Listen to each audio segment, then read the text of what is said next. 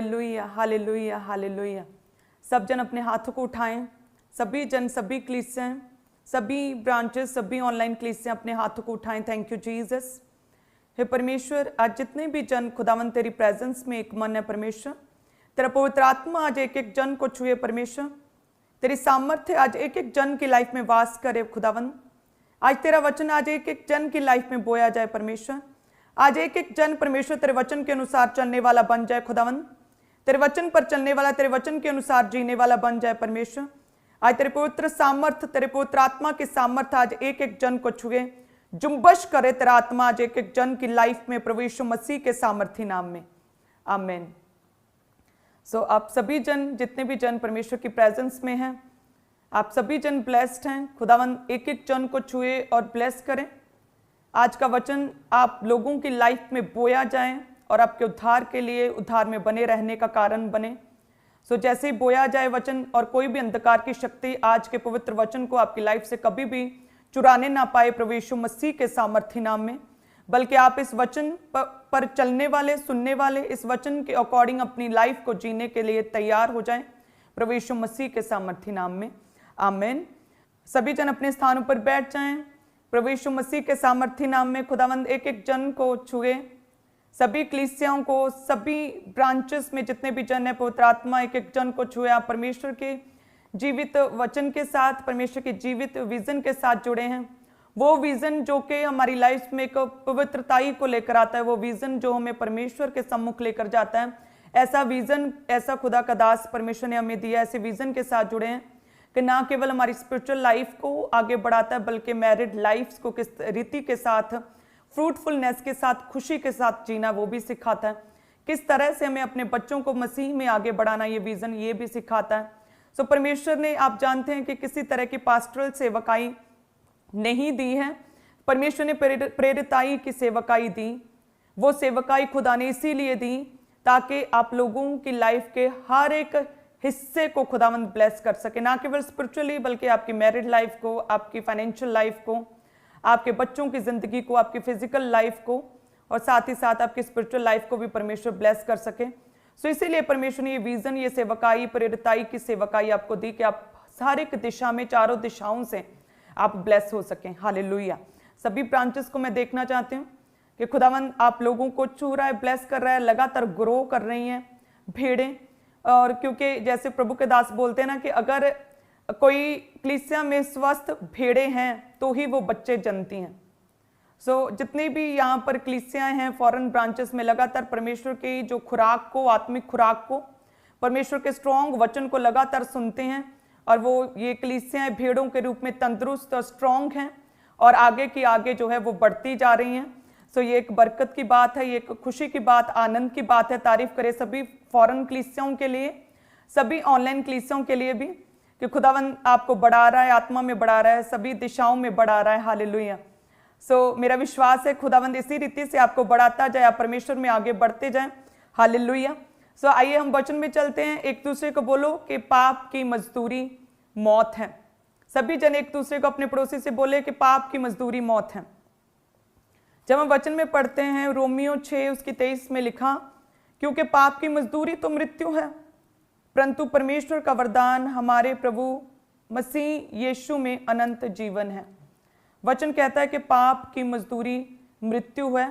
जिस रीति से हम कोई जॉब करते हैं, काम करते हैं, तो जैसे हम ऑस्ट्रेलिया में गए तो वहाँ पर उन्होंने बोला कि आवरली घंटे के हिसाब से हमें तनख्वाह मिलती है। अमेरिका में 15 रुपए है, कहीं पर 16 रुपए, कहीं पर 20 रुपए। तो वो बोल रहे थे ऑस्ट्रेलिया वाले कि यहाँ पर बहुत अच्छी मजदूरी मिलती है, एक घंटे का, प्रति घंटा वो बोल रहे थे 25 रुपए जो वेजेस है, जो कि बाकी देशों से कहीं अधिक है। और जैसे इंडिया में बात करें, अगर लेबर की बात करें तो सुबह से शाम तक लोग दिहाड़ी करते हैं और शाम को 450-500 रुपया लेबर मजदूरी मिलता है। और कई ऐसे भी काम है जो हम करते हैं और मंथली सैलरी हमें मिलता है। कुछ ऐसे काम है जो क्वार्टरली 3 महीने बाद सैलरी मिलता है। कुछ ऐसी बड़ी कंपनियां हैं और जो लगा 10 या 12 लाख का एक बड़ा स्ट्रॉन्ग पैकेज देती हैं और साल बाद रिलीज करती हैं। जिस रीति से हम अब पढ़ लिख कर जब जॉब्स करते हैं उसमें हमें मजदूरी मिलती है, जिस रीति से हम प्रभु के काम करते, सेवा करते हैं और परमेश्वर आदर, इज्जत और जलाल के रूप में हमें परमेश्वर मजदूरी देता है। जब हम प्रेयर्स करते हैं तो परमेश्वर उन प्रार्थनाओं के उत्तर टेस्टिमनीज के रूप में हमें मजदूरी देता है। सो उसी रीति से वचन कहता है कि पाप की मजदूरी तो मृत्यु है, परंतु जो परमेश्वर का वरदान हमारे प्रभु यीशु मसीह में अनंत जीवन है। पाप की मजदूरी तो मृत्यु है। सो यदि हम परमेश्वर के वचन में देखें कि हन्ना और सफीरा जब परमेश्वर के निकट गए प्रेरित पतरस के पास, उन्होंने डिसाइड किया था कलीसिया कि हम परमेश्वर के भवन के लिए एक भूमि का एक टुकड़ा हम बेचकर वो पैसा हम परमेश्वर को प्रभु के कामों के लिए दे देंगे। लेकिन वचन कहता है कि उन्होंने कमिटमेंट की। सो यदि तो आप वाचा बांधो परमेश्वर के साथ, तो जरूरी है कि उस कमिटमेंट को, उस वाचा को पूरा करो। अगर वाचा पूरी नहीं कर सकते, अपने प्रॉमिस परमेश्वर के प्रति वायदों को पूरा नहीं कर सकते, तो अच्छा यही है कि चुप रहो। हन्ना और सफीरा ने बोला कि हम अपनी भूमि की जो उपज है ना, वो भूमि को बेचकर, जमीन को, प्रॉपर्टी को बेचकर जितना पैसा मिलेगा ना, हम प्रभु के कामों के लिए, प्रेरिताई की सेवकाई के लिए प्रेरित पौलुस पतरस के पांव पर रख देंगे।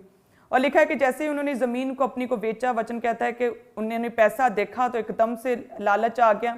अपना उन्होंने आइडिया चेंज कर लिया कि नहीं, थोड़ा सा रख लेते हैं और बाकी दे देते हैं, कौन सा पता चलेगा। और वचन कहता है कि जैसे वो पतरस के पांव पर उन्होंने रखा पैसा और उसने पूछा कि क्या इतना ही था, तो वो कहते हैं हाँ बस यही था जो आपको दिया। सो परमेश्वर तो सब कुछ जानता है। अगर हम परमेश्वर के वचन में देखें, नीति वचन 28 उसकी 13 में क्या लिखा है, उसमें लिखा कि जो अपने अपराध छिपा रखता है उसका कार्य सफल नहीं होता, परंतु जो उनको मान लेता है और छोड़ भी देता है उस पर दया की जाएगी। कि जो अपने अपराध छिपा रखता है उसका कार्य सफल नहीं होता। सो पतरस ने जैसे ही हन्ना और सफीरा को पूछा कि क्या इतना ही था, क्या एक भूमि को बेचकर इतना ही पैसा मिला, तो वो कहते कि हाँ प्रभु इतना ही मिला।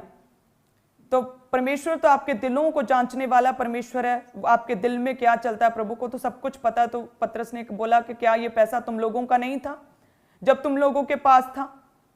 तो क्या परमेश्वर को तुम्हारा पैसा चाहिए या तुम्हारा शुद्ध विवेक?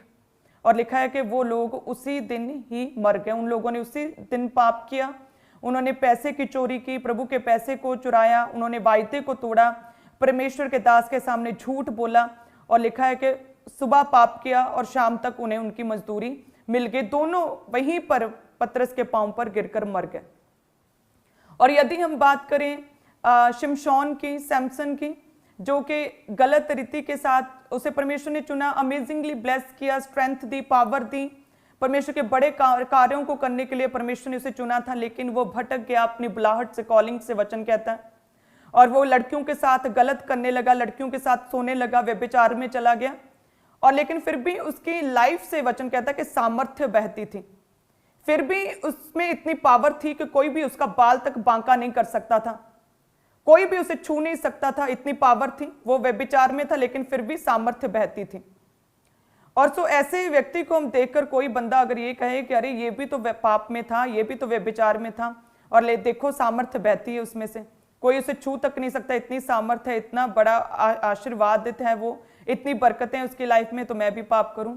तो पहले उसका एंड देख लो कि किस रीति से वचन कहता है कि किसी की मजदूरी एक ही दिन में मिल जाती, किसी के 1 महीने बाद, किसी के साल बाद, किसी की कुछ सालों के बाद। और वचन कहता है कि शिमशोन जो कि पाप में था, व्यभिचार में था, सामर्थ्य भले ही एक समय पर बहती थी, लेकिन अंत में क्या हुआ, उसकी आंखें फोड़ दी गई। लिखा है उसे बंदी बना लिया गया, रस्सियों से जकड़ा गया, जेल में बंद किया गया, उसकी बेइज्जती की गई, उसके बालों को नोचा गया और उसे पूरी इंसल्ट का सामना करना पड़ा। परमेश्वर की जो बुलाहट उसकी लाइफ में थी बहुत छोटी हो गई, जो उसने बहुत लंबा जीना था, लॉन्ग लाइफ थी, कहते बहुत छोटी सी लाइफ हो गई, जवानी में वो मर गया। हालेलुया।